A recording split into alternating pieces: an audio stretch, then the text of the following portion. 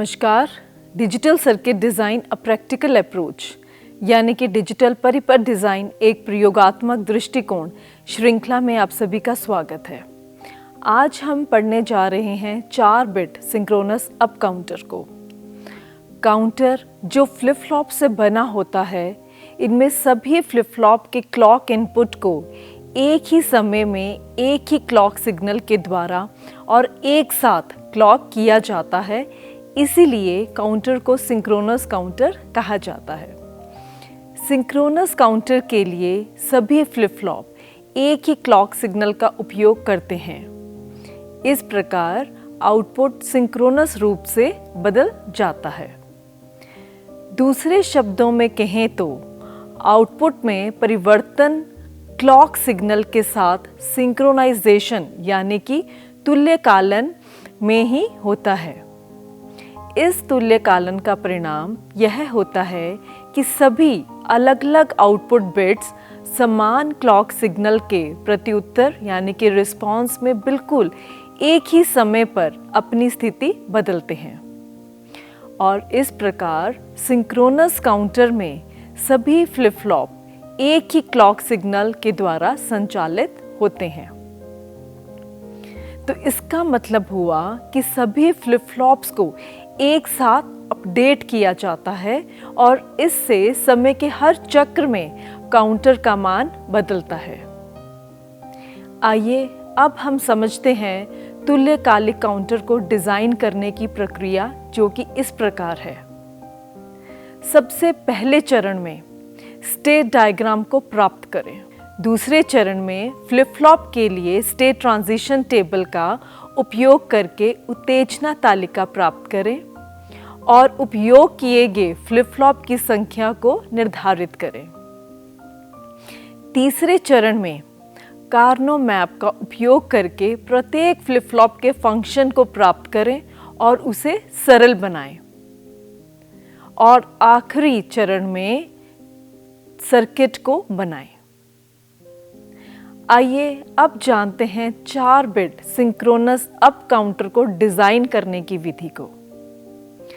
4 bit synchronous counter एक digital counter है जिसमें 4 बिट्स होते हैं और ये सभी बिट्स एक साथ काम करते हैं।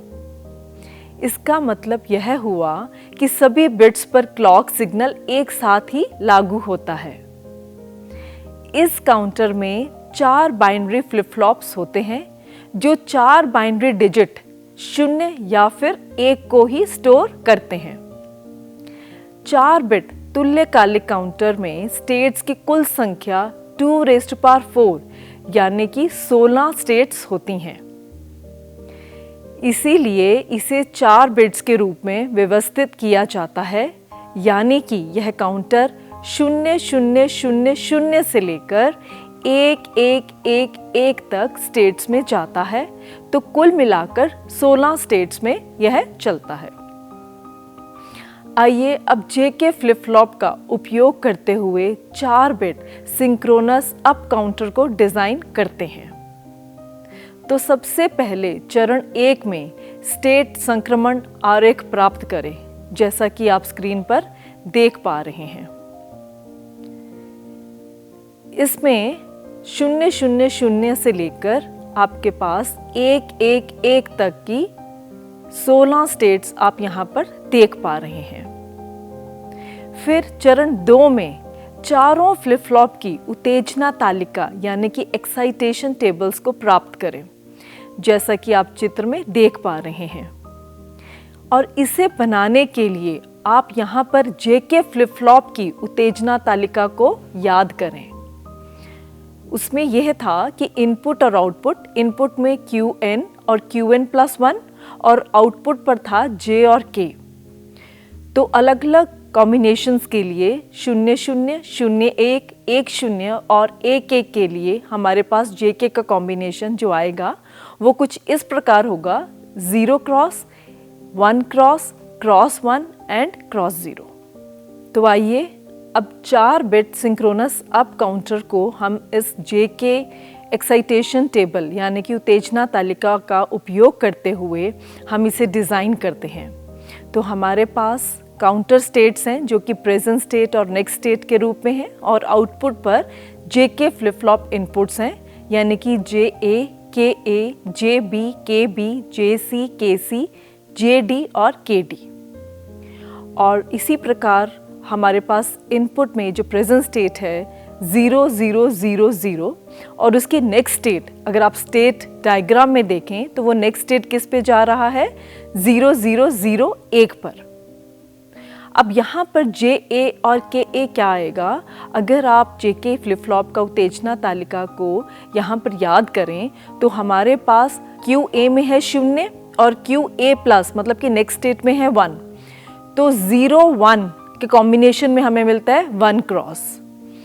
तो JK की उत्तेजना तालिका को हम याद करते हुए यहाँ पे ये पूरा स्टेट टेबल है 4 बिट सिंक्रोनस अप काउंटर का, वो डिज़ाइन कर लेंगे और इससे आप अपनी स्क्रीन पर देख पा रहे हैं। अब चरण 3 में कार्नो मैप का उपयोग करके उत्तेजना तालिका से JA, KA, JB, KB, JC, KC और JD, KD के लिए सरलीकृत अभिव्यक्ति प्राप्त करें। जैसा कि आप स्क्रीन पर देख पा रहे हैं कि हमने ये 8 कॉम्बिनेशंस के लिए हमने अपने इनके एक्सप्रेशंस को यहाँ पे सरलीकृत किया है। तो हमारे पास कार्नो मैपिंग की मदद से हमने यहाँ पर एक्सप्रेशंस को ऑब्टेन किया है, जैसे कि JA हमारे पास आ रहा है 1 और KA भी आ रहा है 1। इसी प्रकार JB हमारे पास आया QA, KB, QA, फिर JC आया QB और QA का एंड। इसी प्रकार KC आया QA और QB का एंड। JD एंड गेट का इस्तेमाल करते हुए QA, QB, QC, और इसी प्रकार KD आया QA, QB, QC।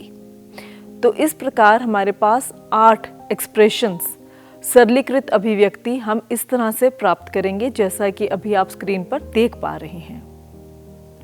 अब अंतिम चरण में यानी कि चौथे चरण में, चरण 3 में प्राप्त इनपुट अभिव्यक्तियों के अनुसार को हम सर्किट के रूप में कन्वर्ट करेंगे। तो इसका मतलब यहाँ पर हम अब सर्किट बनाएंगे। तो हमने अपना सर्किट बना लिया है, आप स्क्रीन पर देख पा रहे हैं उस सर्किट को। यहाँ पर 4 फ्लिप फ्लॉप का उपयोग किया गया है जिनका आउटपुट QA, QB, QC और QD है। फ्लिप फ्लॉप्स के इनपुट को लॉजिक गेट्स के माध्यम से जोड़ा गया है ताकि हर फ्लिप फ्लॉप अपने अगले स्टेट में जा सके, जैसा कि आप स्क्रीन पर देख पा रहे हैं। जब क्लॉक सिग्नल दिया जाता है तब फ्लिप फ्लॉप का पहला LSB यानी कि QA आउटपुट बदलता है।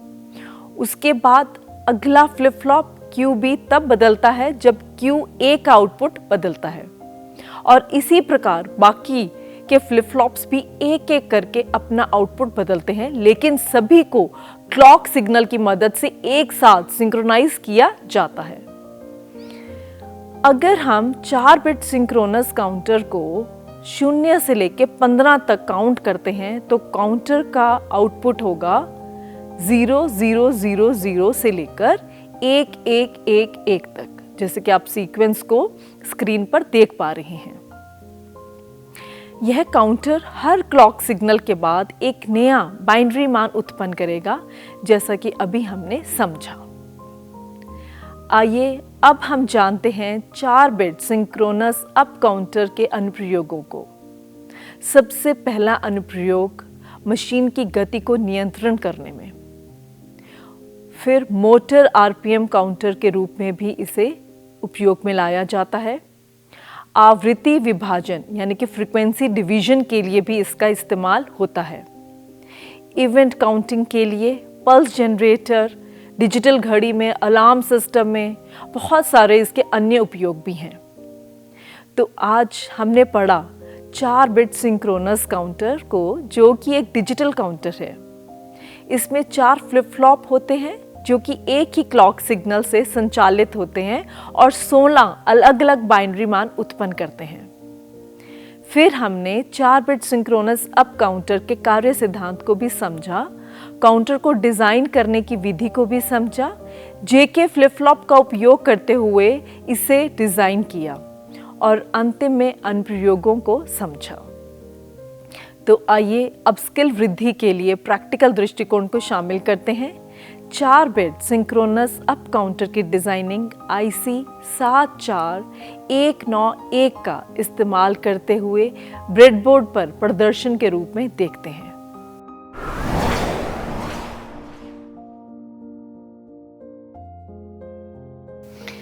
आइए अब स्किल वृद्धि के लिए प्रैक्टिकल दृष्टिकोण को शामिल करते हैं। 4 बिट सिंक्रोनस अप काउंटर की डिजाइनिंग IC 74191 का इस्तेमाल करते हुए ब्रेडबोर्ड पर प्रदर्शन के रूप में देखते हैं। तो यहाँ पर हमारे पास 2 ब्रेडबोर्ड्स आप देख पा रहे हैं। ये ब्रेडबोर्ड अस्टेबल मल्टीवाइब्रेटर है जो कि क्लॉक पल्स जनरेट कर रहा है और इसकी क्लॉक हमने यहाँ पे 14th नंबर पिन पे दी है। तो आउटपुट के लिए 2, 3 और 6, 7 पिन नंबर इस IC की इस्तेमाल हो रही हैं। अब यहाँ पर आप अपने सर्किट में अगर देखेंगे तो हमारे पास इनपुट में 0 0 0 है प्रेजेंट स्टेट, तो उसकी नेक्स्ट स्टेट क्या होगी 0 0 0 1। तो इसी प्रकार यहाँ पे आप ये चारों LEDs को आप इन सीक्वेंस में यहाँ पर देख पाएंगे। हम इसको फिर से रीसेट करते हैं।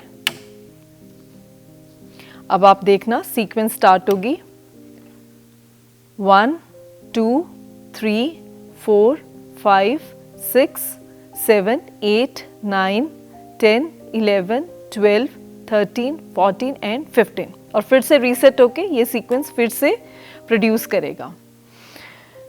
तो आज हमने IC 7419 का इस्तेमाल करते हुए ब्रेडबोर्ड पर 4 बिट सिंक्रोनस अप काउंटर की डिज़ाइनिंग इस IC का इस्तेमाल करते हुए हमने डेमोन्स्ट्रेशन के रूप में यहाँ पर देखा। हमारे साथ जुड़ने के लिए आप सबका धन्यवाद।